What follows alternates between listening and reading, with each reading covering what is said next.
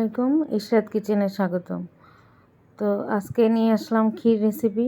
শীতে আসলে খেজুরের গুড়ের এই ক্ষীরটা কিন্তু খেতে অনেক মজা হয়। তো আমি এখানে 1.5 পট চাল ধুয়ে ভিজিয়ে রেখেছি, আর এখানে আমি প্রায় 2 কেজি দুধ, গরুর খাঁটি দুধ আর কি, এখানে বলক উঠিয়ে নিচ্ছি একটা পাতিলে। আর আমি অন্য একটি পাতিলে চালগুলো প্রায় আধা ঘন্টা 1 ঘন্টার মতো ভিজিয়ে রেখেছিলাম। সেই গরম মশলা, এলাচ আর তেজপাতা দিয়ে আমি চালগুলোকে একটু হালকা করে ফুটিয়ে নিয়েছি পানি দিয়ে। তারপর এখানে আমি দিয়ে দিলাম এখানে গরম জাল করা দুধটা দেওয়ার পরে এখানে আমি যেহেতু মিষ্টি জিনিস, একটু মিষ্টির স্বাদকে ব্যালেন্স করার জন্য 1 চামচ চিনি দিয়ে দিলাম।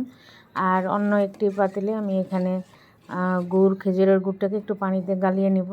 তাহলে সেই ক্ষেত্রে গুড়টা সরাসরি দুধের মধ্যে দিলে দুধটা ফেটে যায় না। এভাবে একটু হালকা জাল দিয়ে নিলে দুধটা আর ফাটে না, খাবারটা খেতেও সুস্বাদু হয় এবং দেখতেও সুন্দর হয়। তো গুড়টা দেওয়ার পরে দেখেন আমি নাড়াচাড়া দেবো গুড়টা গলে যাওয়া পর্যন্ত।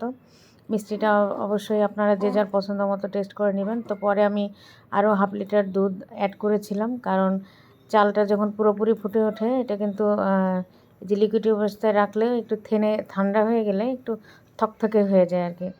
তো এই যে দেখেন আমার ক্ষীরটা কিন্তু ডান। এই যে একদম খেতে এত সুস্বাদু হয়েছিল, এত সুন্দর খেজুরের গুড়ের ঘ্রাণ আসছিল। এইভাবে শীতের সকালে মানে এইভাবে সর পড়া ক্ষীর খেতে অনেক মজা। তো আপনারা অবশ্যই এইভাবে ট্রাই করে দেখবেন। আমার চ্যানেলের পাশেই থাকবেন, আমার জন্য দোয়া করবেন। আপনারা ভালো থাকবেন। আসসালামু আলাইকুম।